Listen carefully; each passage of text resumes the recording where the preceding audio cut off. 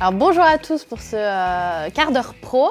Avant de commencer, on respecte donc bien les distances de sécurité, donc on s'est passé des masques. Alors je suis Géraldine Martin, Value Advisor Life Science chez SAP. Je suis absolument ravie d'être là aujourd'hui avec vous, aux côtés de Christelle Dumousseau, donc directrice financière chez Antérome, qui est leader mondial dans le développement de traitements révolutionnaires sur la base du si méconnu microbiote contre le cancer, les maladies auto-immunes, inflammatoires et métaboliques. Et également avec Stéphanie Percher, qui est directrice des opérations chez SAP France et membre du COMEX et qui a construit sa carrière dans le mid-market et dans l'environnement des startups chez SAP. Merci à vous deux d'être avec moi aujourd'hui. Ensemble, nous allons aborder deux thèmes très différents. Tout d'abord, la manière dont une solution ERP peut accompagner une entreprise très innovante dès sa structuration. Et nous parlerons ensuite d'une évolution majeure de nos environnements de travail. Et je reste volontairement un petit peu mystérieuse sur ce point-là. Sans plus attendre, rentrons dans le vif du sujet. Stéphanie, je te laisse prendre la main. Merci Géraldine. Bonjour Christelle. Merci beaucoup d'avoir accepté notre invitation à participer à ce webinaire, à cette série de webinaires. Comme évoqué par Géraldine, on va démarrer tout de suite dans le vif du sujet avec notre premier thème. Alors moi, je serais intéressée de savoir si vous pouvez nous expliquer votre feuille de route et votre rôle de CFO, donc de DAF, de directeur financier, au sein d'Antérome. Alors, moi, je suis déjà chez Antérome depuis 2015. Donc, la start-up a bien grandi depuis. Donc, mon rôle n'est plus forcément le même qu'à mon arrivée. À mon arrivée, on était 20 salariés. Maintenant, nous sommes 60. On dépensait moins de 10 millions d'euros. On en est rendu à des budgets de 40 millions d'euros. Donc, l'objectif majeur quand je suis arrivé, c'était d'accompagner la société dans sa croissance. C'était une petite société avec quelques salariés, donc il fallait l'aider à grandir. C'est le défi aujourd'hui des directeurs financiers de biotech. Nous avons des patrons qui sont des scientifiques ou des entrepreneurs et donc on est là pour qu'il n'y ait pas de cailloux dans leurs chaussures, comme ils disent. Alors vous parlez d'accompagner justement votre entreprise dans sa croissance. Nous, la croissance SAP est essentiellement basée sur l'adoption du cloud, la stratégie cloud. Aujourd'hui, on génère quelques 8 milliards d'euros dans le cloud avec un objectif d'arriver dans les 25 milliards d'ici 2025. Donc vous, pour accompagner la croissance de votre entreprise, pour accompagner, donc vous disiez, les scientifiques ou les entrepreneurs, vous avez opté pour une solution cloud et justement plus particulièrement by design, ce qui nous intéresse aujourd'hui. Est-ce que vous pouvez nous en dire plus ? Pourquoi le cloud et pourquoi by design ? Alors, pourquoi le cloud? Ça, c'est simple. Notre mot d'ordre sur des biotech, sur des startups, c'est d'être agile. Donc, déjà, pas d'investissement. C'était la première des contraintes. C'était relativement évident pour nous. Bien évidemment, le cloud s'est imposé directement. En plus, nous avions des volontés, enfin, nous avons toujours la volonté de nous étendre, y compris à l'international. Donc, il nous fallait des solutions qui puissent accompagner notre mobilité et notre agilité. Après, SAP, c'est parce que j'ai débuté ma carrière il y a bientôt une trentaine d'années et je l'ai débuté avec le démarrage de R3 en Europe. Donc, je suis un bébé SAP, comme on dit. J'ai fait mes premières armes avec la mise en place de R3 en 95. Donc, c'est un outil que je connais. C'était un outil auquel je n'avais absolument pas pensé en étant chez Antérome à la base, parce que très lourd, justement. Et grâce à Ubister, qui est venu nous faire une petite démonstration, on a vu qu'il y avait un petit frère à SAP qui pouvait être intéressant. Donc, voilà. Et d'ailleurs, ça m'intéresse de savoir quel a été votre rôle en tant que directeur financier sur le choix de cette solution. Est-ce que c'est vous qui avez fait la différence? Alors, est-ce que vous avez concrètement, laissé... la finance n'est pas au cœur… Alors, la finance, si. La finance est au cœur de la préoccupation d'une biotech, mais dans le sens où elle nous amène des fonds. Donc, dans la gestion des levées de fonds, dans la gestion des investisseurs, là, mon patron est ici. Et au premier rang, et c'est lui qui est le meneur, c'est lui qui la vend, la société. Par contre, pour tout ce qui est l'aspect administration et finance, donc c'est assez simple et assez rapide comme circuit de décision. Antérome, on l'a dit Christelle, c'est un des pionniers dans le développement de nouveaux traitements médicaux basés sur le microbiote. C'est un des domaines, tout ce qui est biotech, c'est un des domaines d'exploration les plus prometteurs des biotech. Et d'ailleurs, cette industrie des biotech, on en parle beaucoup en ce moment, elle est sous le feu des projecteurs constants avec la course au vaccin contre le Covid, avec BioNTech, avec Translate Bio et bien entendu Moderna, qui s'appuie d'ailleurs sur des technos SAP depuis des années, presque le début de son aventure. Il faut bien avoir en tête, vous en parliez tout à l'heure des spécificités des biotech, il faut bien avoir en tête qu'une des spécificités des biotech, c'est la durée de vie, la durée de cycle initial de recherche, qui peut s'étendre sur plusieurs années à la mise en place de l'entreprise. Pendant ces années, et vous venez d'en parler, l'entreprise, elle reçoit des fonds de levée ou des subventions, mais elle ne génère pas de chiffre d'affaires. Pour en revenir à Moderna par exemple, bien avant la commercialisation du premier produit ARN messager vaccin Covid, Stéphane Bancel et Noubar Ayefan, ils ont fait le choix de structurer en parallèle process business et process IT, notamment à travers des systèmes ERP SAP, en tablant avec raison sur une croissance future. Alors pour Antérome, qui est justement à ce stade crucial des essais cliniques, en phase de levée de fonds ou de subventions, etc. Pourquoi est-ce que c'est important d'avoir mis en place un ERP, et donc by design en l'occurrence, pendant cette phase de recherche, avant même de faire du chiffre d'affaires? Alors, il faut bien déjà se dire, en effet, vous l'avez précisé, au fur et à mesure où on avance dans les essais cliniques, les dépenses flambent. Donc, quand je suis arrivée en 2015, on faisait de la recherche, donc, qui ne demande pas en fait tant de fonds que ce que l'on peut imaginer. Ce qui demande de l'argent, ce qui demande des gros budgets, c'est le développement clinique. Et donc ça, il était urgent pour moi qu'on mette quelque chose en place avant et qu'on ait structuré les process, parce que j'ai vécu le démarrage du premier First Patient In assez douloureusement. Et donc, à un moment donné, ça a été stop, on se pose. Enfin, si on a le temps de se poser dans une biotech, ce qui n'est jamais le cas. Mais ça a été l'objectif, limiter les risques et contraindre mes opérationnels à ne pas courir trop vite. Ou en tout cas à courir, mais encadré par un système. Donc, je me suis tout simplement servi, je vais être très clair, de ByD pour mettre les process en place. Sinon, vous imaginez, ça dérive très vite. Alors, je reviens sur un point que vous aviez évoqué un tout petit peu avant. SAP, malheureusement, a très souvent l'image d'une solution pour les grands groupes, pour les gros. Mais ce que nos clients ignorent, c'est que plus de 80% des clients de SAP, ce sont des PME. Christelle, vous l'avez dit, vous avez utilisé dans votre carrière R3, aussi bien que by design. Selon vous, SAP a-t-il su s'adapter aux enjeux spécifiques de ces différents types d'entreprises?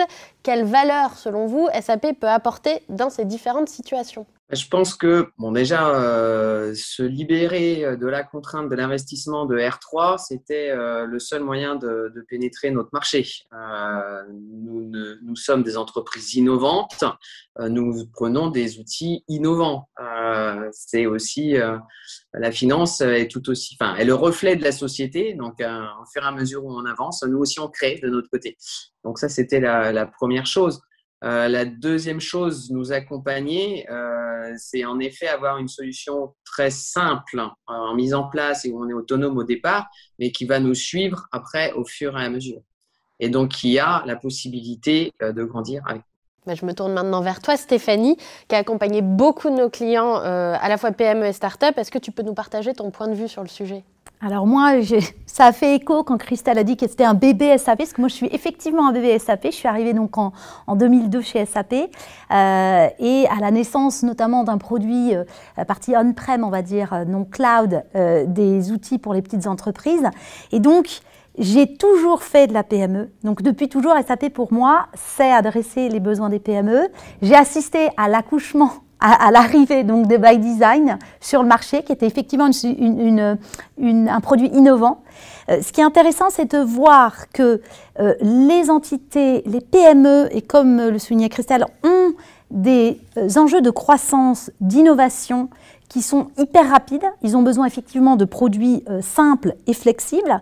Et ils ont très souvent aussi des donneurs d'ordre qui sont des grands groupes. des personnes du CAC, etc. Et qui ont donc, je dirais par capillarité, des besoins de reporting ou des besoins de gestion, notamment financière, qui sont l'équivalent de ceux qu'ils ont dans les grands groupes. Donc très souvent, By Design a une vraie valeur aussi, puisque va s'accrocher, va permettre à des grands groupes d'avoir une confiance totale, dans une transparence avec la gestion d'une petite entreprise, d'une start-up qui est en hyper-croissance, mais dont, comme le mentionnait Christelle, parfois il faut les freiner, ou en tout cas mieux organiser et être capable d'avoir des chiffres qui sont valorisables, j'ai envie de dire, et pour un gros groupe, et aussi pour un investisseur potentiel, à savoir les fonds qui sont de plus en plus présents dans les petites entreprises. Des levées de fonds, on en voit tous les jours.